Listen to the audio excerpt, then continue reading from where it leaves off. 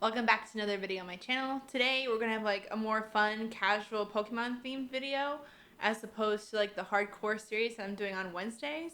So for those of you who don't know, I have a series on Wednesdays that's specifically dedicated to just writing called Writers Wednesdays. And that's not it. I promised I would do more fun videos in between the series, and I'm trying to fulfill that promise. So here I am recording a video when we're supposed to be getting a tropical storm slash hurricane or whatever. I'm fine. Don't worry about it. It's not really hitting our city, but it is hitting other places on the East Coast. So I figured I'd hop on here while the weather is relatively calm and record a video for you guys. But yeah, anyway, that's a long-winded version of me basically saying that I'm gonna record this video and give you guys my thoughts about the Pokemon update that we got last week and all this cool new information about the Sinnoh games. So if you're interested in that, just keep on watching.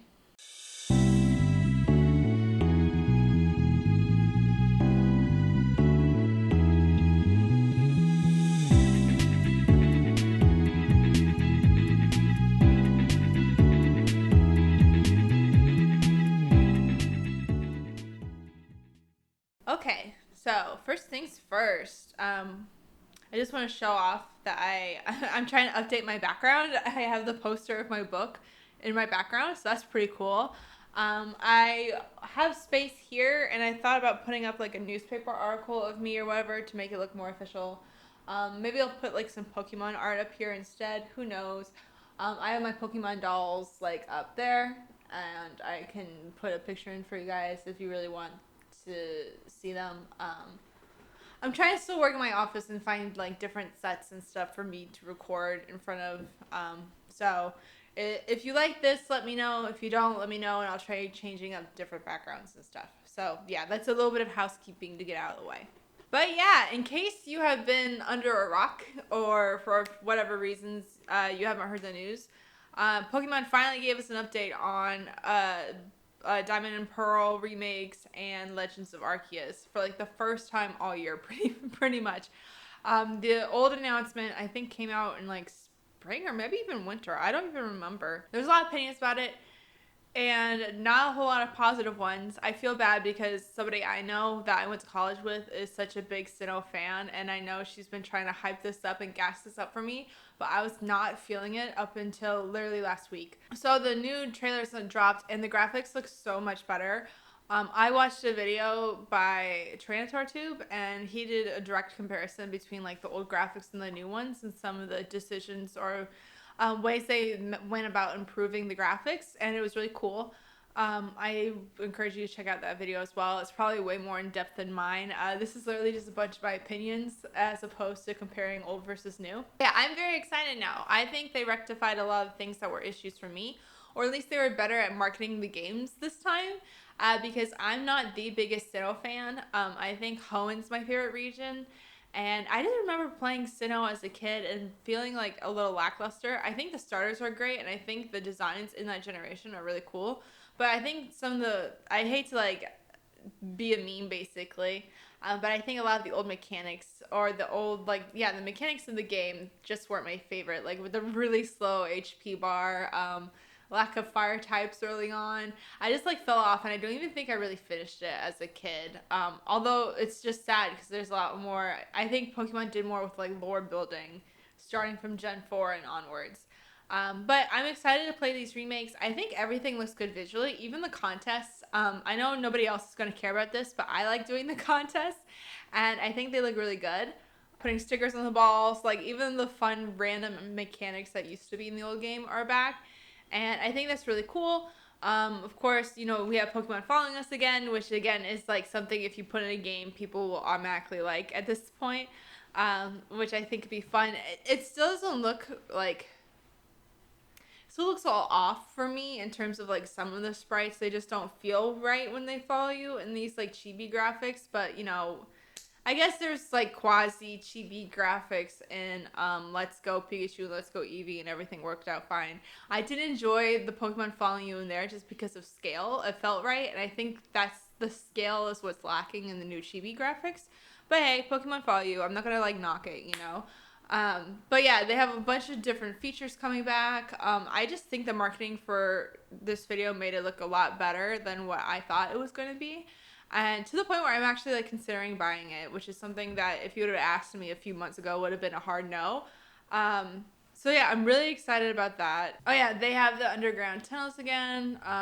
They have secret bases that are done in a fun way. I'm excited for that. I'm excited for all the hidden areas because one of the most successful features for me in the more recent games have been like the wild areas. I think people have been really enjoying that. So I think having these caverns is a good way to bring that like feel back to these kind of like retro, like these remakes or these retro games.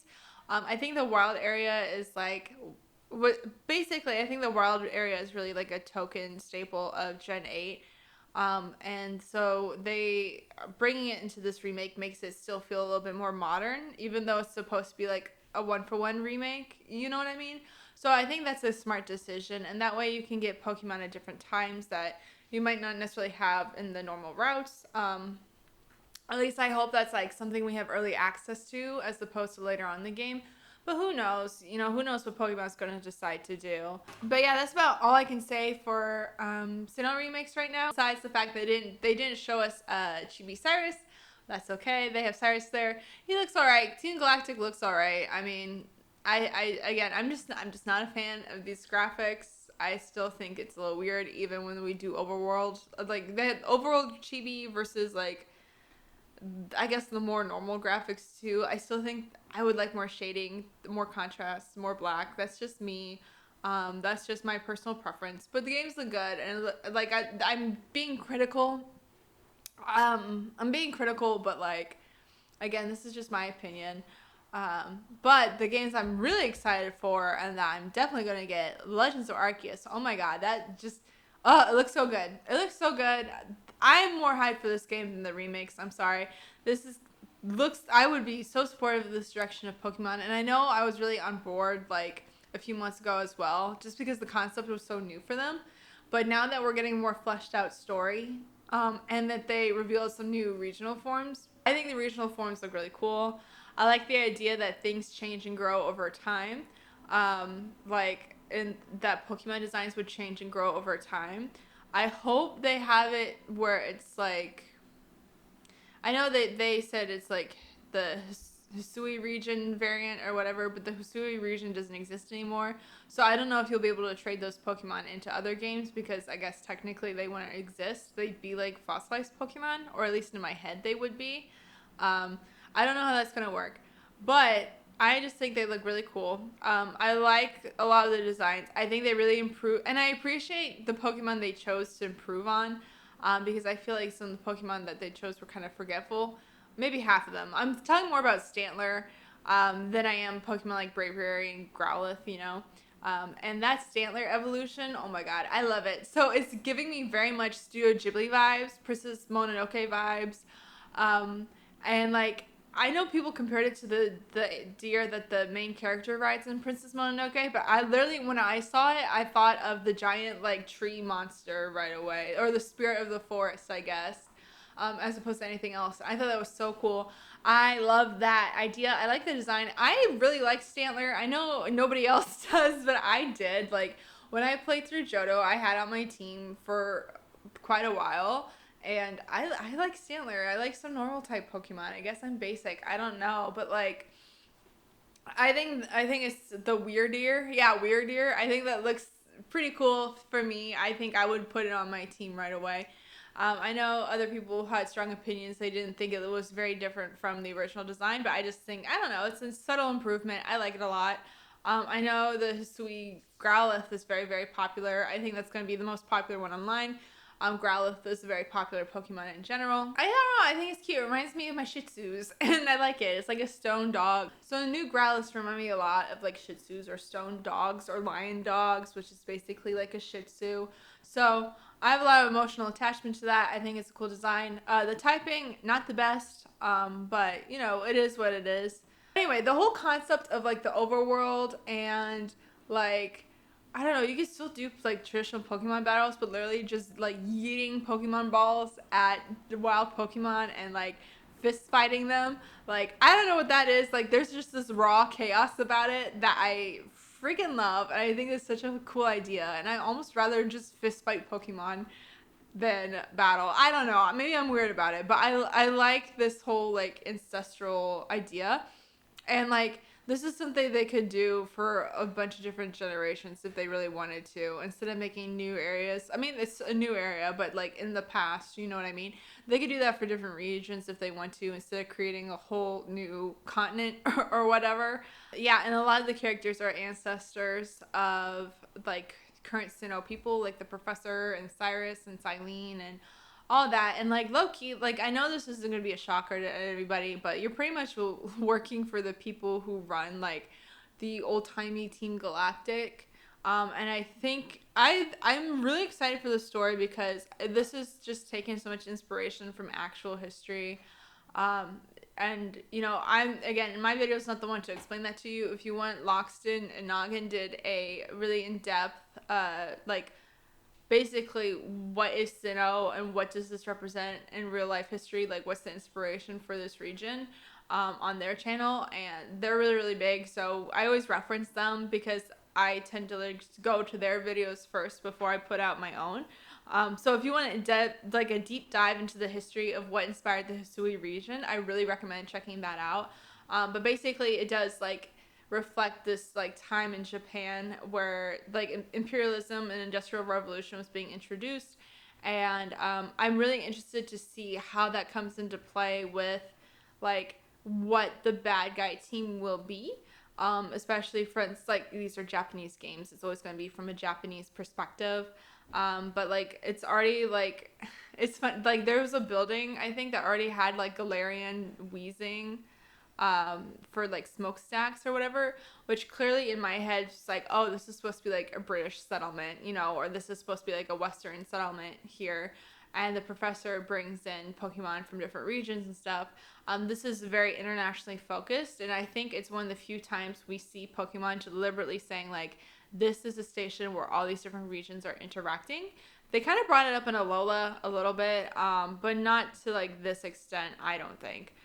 So I'm really interested, again, because I was interested in international relations in school. I'm really interested to see how that plays in this game and like what actual events they draw history from. And, like the plot's a little mysterious too. They had like Pokemon going berserk, which again is a common theme with Pokemon games. Like you have XY Gale Darkness, you have Pokemon Coliseum with the same sort of shadow Pokemon freaking out. Even Detective Pikachu had Pokemon just going berserk, right?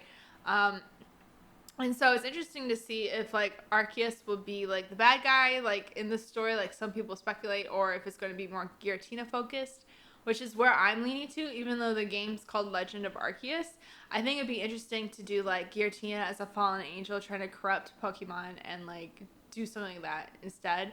I know in the past like people have been seen as the bad guys, or any sort of like industrialization has been seen as like a negative, as opposed to like the pure nature that like the Pokemon are supposed to represent. But it'd be interesting. Yeah, I just don't know how they're gonna play with all these themes, and it's themes that I've seen come up in previous games, but I'd really like to see them flesh out a little bit more. I know like people won't want Pokemon to get like political or anything, and that's not what I'm saying. I'm just saying that like there are overtones, easily interpreted overtones into these games. I know they're kids games, but when you have a whole region based on you literally have one for like regions of the game based on actual physical locations in the real world. It's hard not to pull inspiration from some of those elements, you know what I mean? But yeah, other than that, character customization's cool in the new Diamond and Pearl. I don't know if I mentioned that earlier. I think you can get a special outfit if you pre-register early for Legends of Arceus. I'd like to see multiple outfits in that game too. I want to be styling in my period attire. I am so ready for that. But yeah, I'm excited to see what else they reveal, if they do reveal anything else. I think within the upcoming months we should get some more news, because these games are supposed to release in winter time. So hopefully we get a couple more bits and pieces of information until then. And if we do, I will let you guys know what I think. If you care, I know some people I know in my personal life, watch my video for like Pokemon stuff, and I haven't some people, I've kind of talked about it with some people, but I haven't really expressed a whole lot of things. But yeah, these are just kind of like my quick thoughts. I might make another one of these just if I see anything else I find interesting. And yeah. So if you agree with me, let me know down below. If you disagree, let me know down below. Feel free to comment, like, share this video with a friend, and subscribe to the channel. Please, please, please. It would mean the world to me. And until then, thanks. Bye.